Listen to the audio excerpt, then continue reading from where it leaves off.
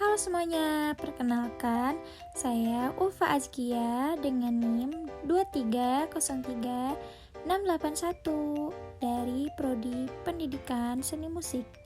Di sini saya akan menjelaskan tugas perkembangan peserta didik. Yuk next video. Di sini saya akan menjelaskan tugas perkembangan peserta didik. Apa sih tugas perkembangan itu? Tugas perkembangan adalah suatu tugas yang muncul pada periode tertentu dalam rentang kehidupan individu, yang apabila tugas tersebut dapat berhasil dituntaskan, akan membawa kebahagiaan dan kesuksesan dalam menuntaskan tugas berikutnya.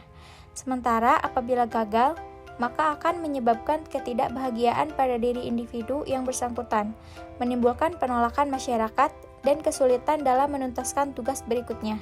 Berikut ada beberapa faktor yang menyebabkan adanya tugas perkembangan, yaitu yang pertama, adanya kematangan fisik tertentu pada fase perkembangan tertentu. Yang kedua, tuntutan masyarakat secara kultural, seperti membaca, menulis, berhitung, dan organisasi. Selanjutnya, ada yang disebut dengan masa prenalatal. Perkembangan masa prenalatal dibagi menjadi 3, yaitu yang pertama, ada tahap germinal. Disebut juga sebagai periode zigot atau ovum. Yang kedua yaitu tahap embrio, seperti 2 minggu sampai 8 minggu setelah konsepsi. Dan ada 3 sarana perkembangan janin, yaitu yang pertama cairan amniotik, yang kedua plasenta, dan yang ketiga tali pusat. Dan yang ketiga yaitu ada tahap janin atau fetus, dimulai usia 9 minggu sampai dengan bayi lahir. Semua organ tubuh berkembang menuju kepada kesempurnaan sampai janin siap dilahirkan. Berikutnya ada masa bayi. Ciri-ciri masa bayi. Masa bayi adalah masa dasar yang sesungguhnya. Karena pada masa bayi ini, periode kehidupan yang sesungguhnya, banyak pola perilaku, sikap, dan pola ekspresi emosi terbentuk. Masa bayi juga adalah masa meningkatnya individualitas. Individualitas pada bayi tampak dalam penampilan dan pola-pola perilaku.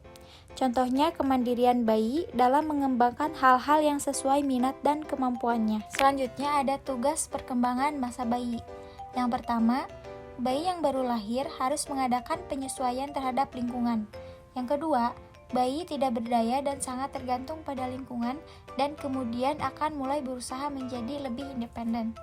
Yang ketiga, anak belajar bahwa dunia merupakan tempat yang baik baginya dan ia belajar menjadi optimis mengenai kemungkinan mencapai kepuasan. Selanjutnya ada masa sekolah dari 6 sampai 12 tahun. Contoh tugas perkembangannya yaitu yang pertama, belajar memperoleh keterampilan fisik untuk melakukan permainan, seperti bermain sepak bola, loncat tali, dan berenang. Yang kedua, belajar membentuk sikap yang sehat terhadap dirinya sendiri sebagai makhluk biologis. Yang ketiga, belajar bergaul dengan teman-teman sebaya.